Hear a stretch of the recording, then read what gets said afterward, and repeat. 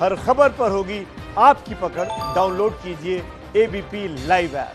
अर्थव्यवस्था को लेकर जो संकट है, रोजी रोटी को लेकर जो संकट है, उसको लेकर केंद्र सरकार के क्या रोड मैप सरकार बना रही है, क्या तैयारी कर रही है। बाबुल सुप्रियो जी, बहुत बहुत स्वागत आपका एबीपी न्यूज पर। मेरा पहला सवाल आपसे है एनवायरमेंट मिनिस्ट्री को लेकर, और सवाल मेरा ये कि अब जब कोरोना संकट खत्म होगा तो अर्थव्यवस्था संभालना एक बड़ी चुनौती पूरी दुनिया के लिए होगी। ऐसे में भारत के लिए अच्छी बात यह है कि चीन की तुलना में भारत को निवेश के लिए एक बेहतर बाजार के रूप में देखा जा रहा है। 1000 से ज्यादा अमेरिकी कंपनियां अब इस मूड में है कि चाइना से उन इंडस्ट्रीज को शिफ्ट किया जाए भारत में। ये हमारे लिए एक बड़ी अच्छी अपॉर्चुनिटी है। अमेरिका की कंपनियों को भारत और वियतनाम, दो बड़े जो जमीन है वो दिखाई दे रही है अपनी फैक्ट्रीज लगाने के लिए। समस्या हमारे यहाँ ये है कि जो सबसे ज्यादा रेगुलेटरी अड़चने एनवायरमेंट मिनिस्ट्री को लेकर आती हैं वो किसी और देश में नहीं आती हैं। वियतनाम में एक दिन में एनवायरमेंट क्लियरेंस मिल जाता है। तो ऐसे में निवेश ज्यादा से ज्यादा आए, फैक्ट्रियां ज्यादा से ज्यादा लगे। क्या कदम आपकी मिनिस्ट्री उठा रही है? पहली बात तो ये है कि आप ये प्रोग्राम जो है लाइव कर रहे हैं और लाइव में तकनीकी प्रॉब्लम हो सकती है, इसलिए आप मुझे सवाल करें, मैं फोन पे उसे सुन रहा हूं और जवाब दे रहा हूं। तो आपके कैमरामैन काफी टेंशन में है कि ये फ्रेम बड़ा खराब लग रहा है, आप फोन पकड़े हुए हैं, बट काम होना चाहिए। That's I think the most important thing.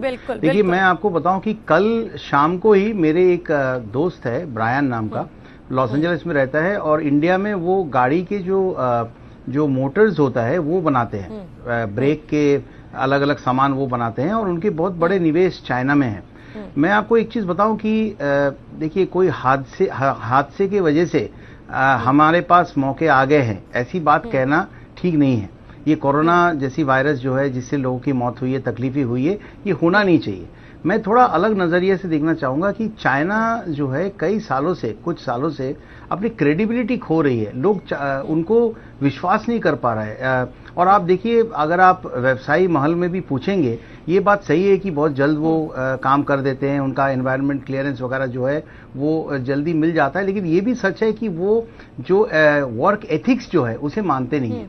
अब देखिए, यूहान को लेके भी जो पूरी दुनिया जो सवाले निशान के सामने चाइना है, वो एथिक्स को लेके है। कोई ये अलग बात है, ये सवाल का जवाब बाद में मिलेगा कि क्या उनके लैबोरेटरी में ये हुआ है। जी, मेरा सवाल आपसे इधर है, और मेरा सवाल आपसे ये है कि एनवायरमेंट मिनिस्ट्री के रेगुलेशंस को लेकर सबसे ज्यादा विलंब भारत में होता है। हमारे खुद के सड़क बनाने के प्रोजेक्ट सालों डिले हो जाते हैं। ऐसे में अगर कोई बाहर की कंपनी निवेश के लिए आएगी तो आप क्या आसानी उसको देंगे? मैं आपको यही बता रहा हूं, मुझे उसके परिप्रेक्षित बनाना पड़ेगा। मैं ऐसे नहीं बोल सकता हूं कि कोविड की वजह से हमारे पास मौके हैं। लोग ऐसे ही हमारे प्रधानमंत्री जी की मुहिम से मेक इन इंडिया में ऑलरेडी आना शुरू हो गया। एफडीआई आपको मालूम है, काफी सारी इंडिया में आए हैं। मैं ये कहना चाहता हूं कि जस्ट परसों हमारे माननीय मंत्री जो मेरे प्रकाश जावड़ेकर जी हैं, उनके चेयरमैनशिप में हमने सारे ऑफिसरों की एक स्पेशल मीटिंग बुलाई है। अगर आप ट्विटर में जाएंगे तो उसके बारे में मैंने स्पेसिफिकली ये पोस्ट किया था। फेसबुक में थोड़ा पोस्ट मेरा लंबा भी है, उसमें मैंने लिखा था कि एनवायरनमेंट क्लियरेंस को लेके डायरेक्टली जो है कितने हमारे रिडंडेंट लॉज है जिसकी वजह से लेट होती है, कौन कौन सी चीज ऐसे हैं जो अलग अलग कोर्ट्स में फंसे हुए हैं, और क्या हमारी तरफ से लीगल जो है रिप्रेजेंटेशन सबसे बेहतरीन हो रही कि नहीं है, कौन कौन से लॉज को हम एमलगमेट कर सकते हैं, सिंगल विंडो पे लेके जा सकते हैं। उन सारी विषयों को लेके चर्चा हुई है। और मैं आपको इस वक्त कोई आंकड़ा बताना नहीं चाहूंगा, लेकिन जो अफसरों ने जो आंकड़ा हमारे सामने लाए, आप हैरान हो जाएंगे कि कितने ऐसे क्लॉजेस हैं जिनको हम मिटाने की दिशा में हैं, और अगर मिटा नहीं सकते हैं तो उनको एक सिंगल विंडो में कर रहे हैं। ऐसा नहीं होना चाहिए कि फाइल एक ही चीज के लिए 5 टेबल में जा रहे हैं। और ये बात सही है।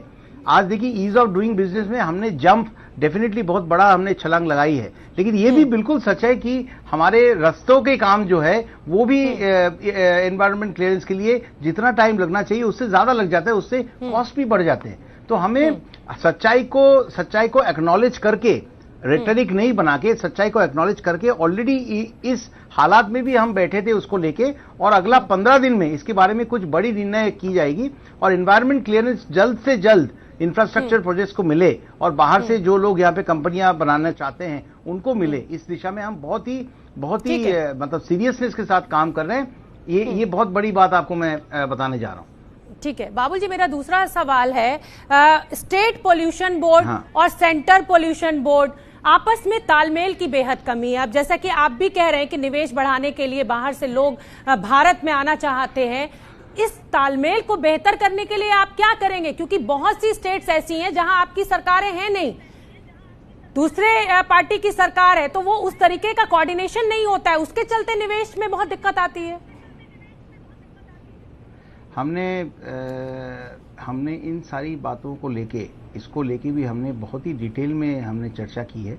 देखिए क्या होता है कि कभी कभी जो है मैं अपना इस सिस्टम को क्लीन करने के लिए हमारे जो बड़े बड़े फैक्ट्रीज चलाते हैं, खास तौर पे जो पोल्यूटिंग फैक्ट्रीज है, सीमेंट फैक्ट्रीज है, स्पंज आयरन के फैक्ट्रीज है, जो बहुत पोल्यूशन क्रिएट करते हैं, तो उन कंपनी में जो लोग उन्हें चलाते हैं उनकी तरफ से भी थोड़ी सेंसिबिलिटी की जरूरत है। अब क्या है कि Singapore is a fine city because बहुत सारे फाइन्स है, तो क्या इंडिया में आप सब फैक्ट्रीज को एकदम लाइन से फाइन में ये कर सकते हैं? नहीं, लेकिन हमें उन कंपनीज की कैटेगरीज बनाने के लिए परसों इसी मीटिंग में बात हुई थी। जो एक सीटीओ करके चीज होती है, कंसेंट टू ऑपरेट, ये दिखा जा रहा है कि स्टेट्स बहुत सारे ऐसे कंपनीज को कंसेंट टू ऑपरेट दे देते हैं, जिसके लिए SPCB, state pollution control board, या CPCB, central pollution control board से इमीडिएटली एनवायरमेंट क्लियरेंस लेने की जरूरत नहीं पड़ती है। लेकिन इस वजह से कई सारे कंपनी जो है वो अपने वर्क एथिक्स को गंवा रहे हैं और उसकी वजह से पोल्यूशन जो है वो क्रिएट हो रहा है। और देखिए एक बात बहुत साफ है, मैंने भी इन दिनों में ट्वीट कई बार किया है, अगर आप इस वक्त देश की या दिल्ली की पॉल्यूशन की स्थिति देखेंगे, सब ग्रीन जोन हो गया है, सारे के सारे जो है ना, जो हमारे पर्यावरण जो है वो ग्रीन हो गया है। इसका वजह ये है कि इससे साबित भी हो जाती है कि अगर हम थोड़ा रिस्पॉन्सिबिलिटी के साथ अपने फैक्ट्रीज को चलाए और जो नहीं चलाए उनको दंडित करें। ये दंडित शब्द जो है, प्रकाश जावड़ेकर जी ने स्पष्ट रूप से ये शब्द को लेकर हम लोग कि हिंदी में जब हम इसको जारी करेंगे तो दंडित शब्द जो है, जो रिपीट ऑफेंडर्स जो है, आपने बताया कि मैंने चिमनी में ये पोल्यूशन कंट्रोल के लिए एफ्लुएंट जो है मटेरियल्स जो है उसके लिए हमने एक मॉनिटरिंग मशीन लगाया, लेकिन जब फैक्ट्री आप चालू कर रहे हैं, क्योंकि वो बहुत कीमती मशीन है, आपने उसको ऑन ही नहीं किया, ऐसा भी देखा जाता है। तो इसलिए मैंने अपने क्षेत्रों में भी एक्चुअल जो इसको बोलते हैं फील्ड विजिट्स और रैंडमाइजिंग जो है, ये दोनों चीज हम चालू करने वाले हैं कि सब कंपनियों में अगर ईमानदारी नहीं है तो कम से कम डर रहे कि रैंडम तरीके से उनकी चेक हो सकती है और उसमें अगर वो दोषी पाए गए तो दंड जो है वो बहुत बड़ा होगा। और सीधा जो है रिपीट ऑफेंस करने से ईसी जो है उसको कैंसिल किया जाएगा। हाँ बिल्कुल, जितना फैक्ट्री ओनर्स की जिम्मेदारी है, आम नागरिक की जिम्मेदारी है, इम्प्लीमेंट कराना सरकार की जिम्मेदारी है। अब मैं ई वेस्ट डिस्पोजल पे आना चाहूंगी, क्योंकि संकट का दौर है। हाँ। इस समय सभी आईटी सेक्टर जो हैं, जो बड़ी बड़ी कंपनियां हैं, वो बहुत मुश्किल के दौर में हैं और ई वेस्ट डिस्पोजल एक बड़ी समस्या है। आप टारगेट एक फिक्स करते हैं, तो क्या उस टारगेट को लेकर भी कुछ आप विचार कर रहे हैं? उसमें थोड़ा सा इजी वे दिया जा सकता है कंपनीज को? ई वेस्ट को लेके जो है ना ही सिर्फ डिस्कशन हो रही है, बट उसको लेके काफी सारे प्रॉब्लम्स भी है। जो एक होता है कि आप समझ लीजिए आपने 5 लाख आपने एलईडी बल्ब बनाए, तो जब वो बल्ब खराब हो गए तो आपने उसको जो भी यूज कर रहे हैं उसको आपने फेंक दिया। अब नियम जो है कि वो जो वेस्ट है, ई वेस्ट जो है, उसे कलेक्ट करके उसको रिसाइकिल करने का सही पद्धति जो है, जो प्रोड्यूसर्स है उनका भी एक रिस्पॉन्सिबिलिटी होता है। सीपीआर जो बोलते हैं वो भी उनका भी रिस्पॉन्सिबिलिटी थी, वो भी उन्हें करे।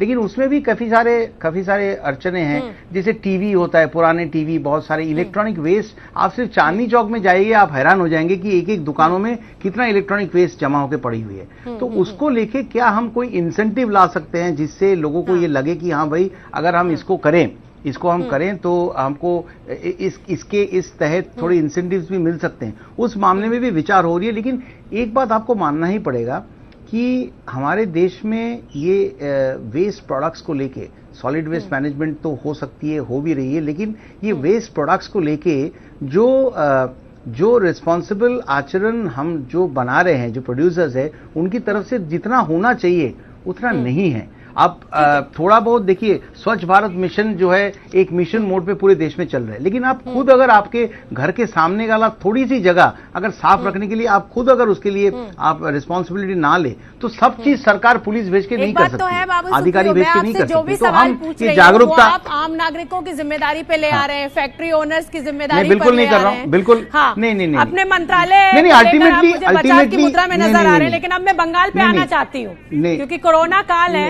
एक सेकंड, बंगाल पे एक सेकंड आप ऐसे नहीं, एक सेकंड रुकिए, आप ऐसी बात मत बोलिए। मैं आपको परसों मीटिंग की बात बोल रहा हूं जहां पे हम दंडित शब्द भी आपसे यूज किया, दंडित शब्द और रैंडम टेस्टिंग की बात आपसे मैंने यूज किया। मैंने स्पेसिफिक टर्म्स में आपको बताया कि सीटीओ जो है वो उसमें थोड़ी सी अगर लीनियंसी दिया जाए, अगर उसमें हम ये एक्सपेक्ट करें कि भाई दोनों तरफ की म्यूचुअल रिस्पेक्ट होगी, तो उसमें कमी दिखाई दे रही है, उसलिए दंड शब्द मैंने यूज किया। आप कैसे बोल सकते हैं मैं पब्लिक पे छोड़ रहा हूं? मैं आपको इतना बोल रहा हूं कि रिस्पॉन्सिबिलिटी जो है वो टू वे होता है। अगर सामने वाला उस रिस्पॉन्सिबिलिटी जो उनके ऊपर है अगर उसे सम्मान नहीं करना सके तो हमें फाइन लगानी पड़ेंगे और हमें दंडित करना पड़ेगा। आपको ये लाइन भी मैंने बोला कि एनवायरमेंट क्लियरेंस को कैंसिल कर दिया जाएगा, कैंसिल कर दिया जाएगा, ये शब्द भी मैंने यूज किया है। बाबुल जी, जिम्मेदारी टू वे होती है। हाँ, तो हमारे तरफ से जिम्मेदारी से नहीं होगा, हमारी तरफ से फाइन्स होंगे। अब मैं इस टू वे जिम्मेदारी पर आना चाहती हूँ। बंगाल में अचानक कोरोना की तस्वीर क्यों बदलने लगी? क्या ये टू वे जिम्मेदारी नहीं निभाई गई राज्य सरकार और केंद्र सरकार के द्वारा? अचानक आंकड़ा बिगड़ने लगा है।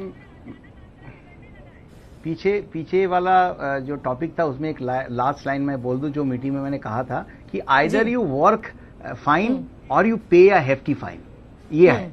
अब हम आते हैं बंगाल में, ये टॉपिक तो नेवर एंडिंग है, ये तो खत्म होगी नहीं। कोई भी विषय कुछ भी हो, बंगाल हमेशा उसमें से स्पेशली उभर के आते हैं। उसका वजह मैं आपको बता रहा हूं, वो हमारे माननीय मुख्यमंत्री जी ममता बनर्जी की माइंडसेट है। अब वो ट्वीट भी करते हैं कि हम बंगाल के सिटीजन्स को फलाना चीज के लिए मैं उनको बधाई देना चाहता हूं। तो बंगाल के सिटीजन नहीं होते हैं, हम इंडिया के सिटीजन्स हैं, और बंगाल के रेसिडेंट्स होते हैं या बंगाली एनआरआईज होते हैं।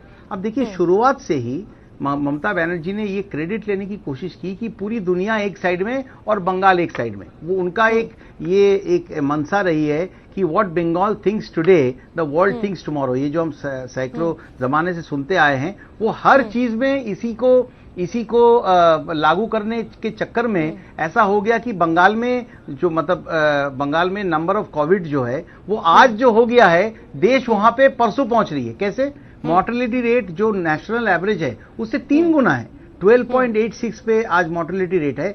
नंबर ऑफ टेस्ट जो है वो पूरे देश में सबसे कम बंगाल में हो रहा है। अभी मैं आपको उसी के लिए बाबू सुप्रियो जी, आपने अपनी बात बताई। मेरा सवाल तो सुन लीजिए, मुझे आपको मेरा सवाल आपसे ये है कि आपने आप टेस्टिंग करेंगे जी, आप टेस्टिंग की प्रक्रिया को रोकेंगे। नाइसेड में 27-28 हजार टेस्टिंग किट्स, मैं रैपिड टेस्टिंग किट की बात नहीं कर रहा हूं, वो पड़ी हुई है। आप उन्हें टेस्ट के सैंपल नहीं भेज रहे और ना भेजे, उसलिए आपने 2 कमेटी बिठाई है। एक तो कोविड ऑडिट कमेटी जो कोविड केसेस को कोमॉर्बिडिटी कह रहे हैं। तो ये सब जो फायरवॉल्स कंप्यूटर के लिंगो में जो फायरवॉल्स ममता दीदी ने बिठाई है, ये तो सप्रेस करने के लिए है। मैं आपको यही कहना चाहती हूँ, ममता सरकार का ये कहना है, बाबू सुप्रियो सुन लीजिए, ममता सरकार का ये कहना है कि हमें टेस्टिंग किट्स जो दी गई, आईसीएमआर ने साथ साथ ये गाइडलाइंस भी दी कि जब तक सिम्टम्स ना आने लगे तब तक आप टेस्टिंग ना करें। और शुरू में जब कोरोना फैलना शुरू हुआ तब पश्चिम बंगाल में बहुत ज्यादा मामले नहीं थे, इसलिए हमने टेस्टिंग नहीं की। उनका ये तर्क है इस पर।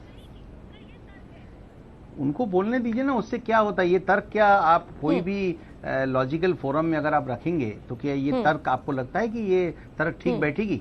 ये क्या नाइसेड में ये तो बात सच्ची है कि शुरू में पश्चिम बंगाल में मामले नहीं आ रहे थे बहुत ज्यादा। नहीं, आप टेस्ट ही नहीं करेंगे, तो कहां से आपको पता चलेगा? आपने कमेटी बना दी है। जैसे ही आपको नाइसेड में मार्च की शुरुआत में आपके पास उनके पास सैंपल्स जाने लगे। देखिए, डॉक्टर शांता बसु का ये पूरा जो इंटरव्यू है वो मैंने खुद अपने ट्विटर अकाउंट में पोस्ट किया है क्लियरली बताया जा रहा है कि मार्च के पहले हफ्ते में जब 90 से 110, 90 से 110 तक सैंपल्स नाइसिट को भेजा जा रहा था, उन किट में टेस्ट करने के लिए जो दिल्ली में आईसीएमआर ने जो किट भेजा है, मैं रैपिड टेस्टिंग किट की बात नहीं कर रहा हूं, वो बंगाल स्पेसिफिक नहीं है, उस किट में कुछ खराबी पाई गई है, वो पूरे देश के लिए लागू होता है, उसको यूज करने के लिए मना किया है।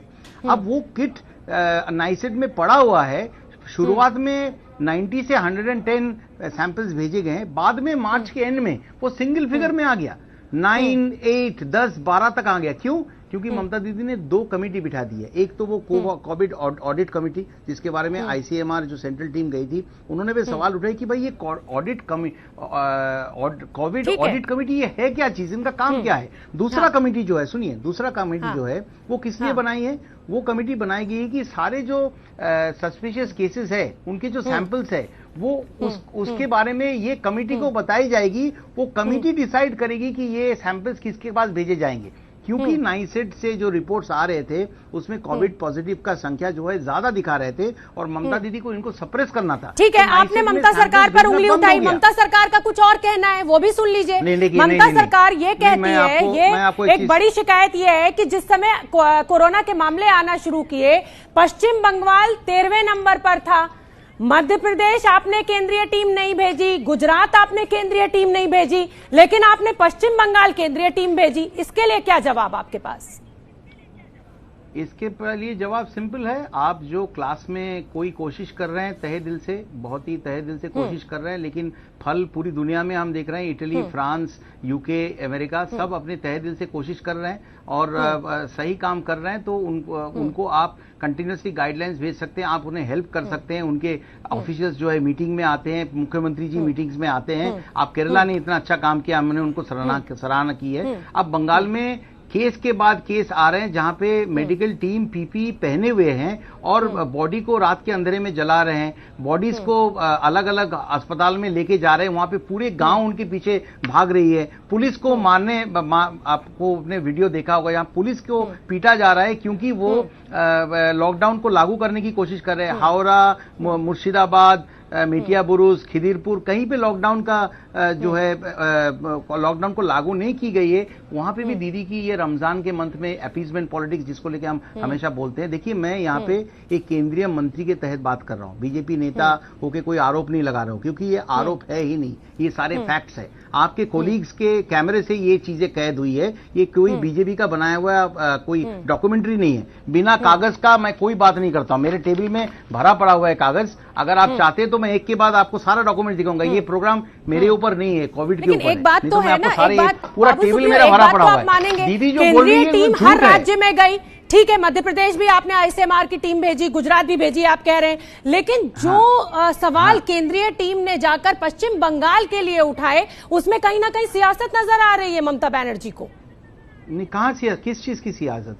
आज बंगाल से जो जवाब आ रही है, उनका कहना है कि आप पीपीई किट दे नहीं रहे हैं, आप टेस्टिंग किट्स दे नहीं रहे हैं, आपने सौतेला व्यवहार किया है क्योंकि साल भर से कम का समय बचा है इलेक्शन में, तो आप सियासत कर रहे हैं, आरोप आपके ऊपर है।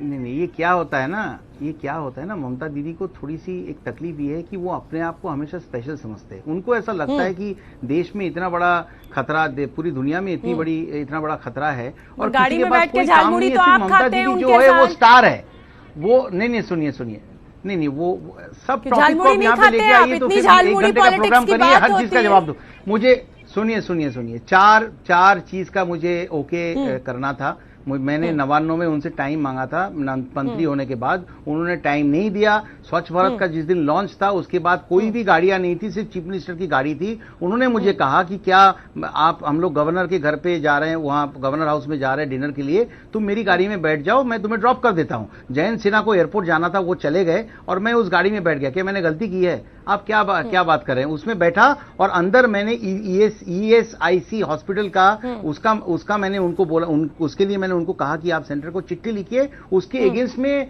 फंड रिलीज किया जाता है, हम सामने से फंड नहीं लेके आ सकते। ममता बनर्जी तो कह रही है कि गवर्नर हाउस में बीजेपी का दफ्तर खुल गया है। सुन लीजिए, उन्होंने 25 करोड़ का चिट्ठी लिखी, मैं 60 करोड़ लेके गया। आसनसोल जाके देखिए, वो हॉस्पिटल बन गई है।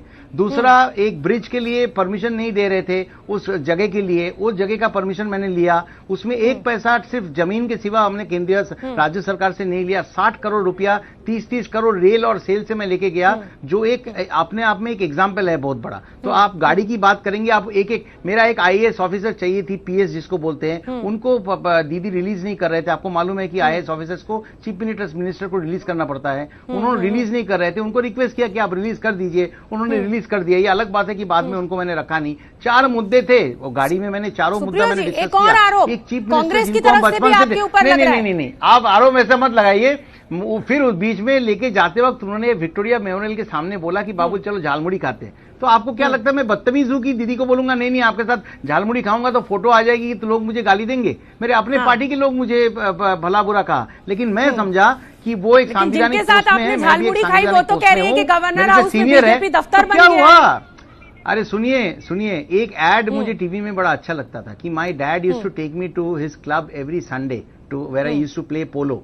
I saw that my dad had a lot of opponents but no enemies. ममता दीदी मेरे ओपोनेंट है, डेफिनेटली पॉलिटिकल ओपोनेंट है, लेकिन दुश्मन नहीं है। ममता दीदी जिस नजरिए से केंद्र को देखते हैं, जिस नजरिए से केंद्र को पेश करती है, वो बंगाल में ऐसा लगता है कि ममता दीदी काम कर रही है और सेंट्रल जो है दुश्मनी कर रही है। नहीं तो कहां से ऐसी बात कर सकती है? कैसे कर सकते हैं आप बताइए? एक लाइन प्लीज, एक लाइन सुनिए ना, गाने के बीच में मत रोकिए, एक लाइन सुन लीजिए, लास्ट लाइन है। हाँ, लास्ट लाइन मुकड़ा है। आपको मैं बता रहा हूं, डेरेक ओब्रायन कह रहे हैं कि सेंट्रल टीम को भेजा गया है बंगाल में ये वायरस को फैलाने के लिए। कौन सा रिस्पॉन्सिबल पार्लियामेंट्रियन ऐसे बात कर सकते हैं? अच्छा देखिए, उनका जो राइट हैंड है बॉबी हाकिम साहब, उन्होंने परसों ये बयान दिया है कि बंगाल को अगला यूहान बनाना चाहते हैं केंद्रीय सरकार। कहना क्या चाहते हैं? ये बक्सा में वायरस लेके कलकत्ता जा रहे, जो बैड बॉय है उनको चिट्ठी लिखी जाएगी। अगर ममता दीदी ऐसा सोच रहे कि वो कुछ भी करेंगे और सेंटर यहां बैठ के देखेगी, सोशल मीडिया में। छोटा सा जवाब और दे दीजिए। राहुल गांधी आप पर आरोप लगा रहे हैं कि आप डर का माहौल पैदा कर रहे हैं। डर का माहौल क्यों? इसके लिए क्या जवाब आपके पास? I don't know. Rahul Gandhi साहब जो है वो कभी कभी बड़े बड़े मीटिंग्स कर लेते हैं, रघुरामन राजन के लिए वो इनके साथ वो मीटिंग कर लेते हैं। कभी इंडिया जब आते हैं वो इंडिया के बारे में बात करते हैं। अब I don't want to I don't know कि जो गवर्नमेंट ने जो सारी गाइडलाइंस रिलीज किया है, जो पूरी दुनिया मोदी साहब को, हमारे प्रधानमंत्री जी को सराहना कर रहे हैं कि जिस टाइम पे उन्होंने लॉकडाउन को लागू किया है, इस लोगों के दिल में डर पैदा हो, उनको ऐसा लगे कि भाई हम एंटाइटलमेंट फीलिंग से ना गुजरे कि सबको हो सकता है मुझे नहीं होगा। मेरे डैडी 81 इयर्स के हैं, बोलते अरे कुछ नहीं होगा, मैं थोड़ा मछली लेके आता हूं क्योंकि मेरी बेटी को खाना है। अब ये सब चीज जो है ना, ये एक एंटाइटलमेंट फीलिंग हम लोगों में है। आप देखिए डर का माहौल तो पैदा होना चाहिए, लोगों को ये समझना चाहिए कि किसी को भी हो सकता है। आप सारे नियमों को माने। कोरोना का डर होना चाहिए, अभी तक डर नहीं हुआ होगा, या तो उनको इटालियन में गाइडलाइंस भेज दे। देखिए इतने बड़े नेता है, इतने बड़े पार्टी के नेता है, उनको मैं बिलिटल नहीं करना चाहता हूं, लेकिन थोड़ी रिस्पॉन्सिबली बात करें। डर का माहौल पैदा होना चाहिए, लोगों को इसको सीरियसली लेना चाहिए, मास्क पहनना चाहिए, सोशल डिस्टेंसिंग मेंटेन करना चाहिए, मीटिंग्स में दूरी पैदा रखना चाहिए, और लोगों को हर बार बोलना चाहिए कि ऐसा मत सोचिए कि आप ये लिकर शॉप के आप लिकर। बाबा जी इतना ही समय है मेरे पास, बहुत बहुत धन्यवाद केंद्र सरकार से बात करने के लिए। नहीं, अच्छा बहुत बहुत धन्यवाद बाबुल जी। ये है ABP न्यूज, आपको रखे आगे।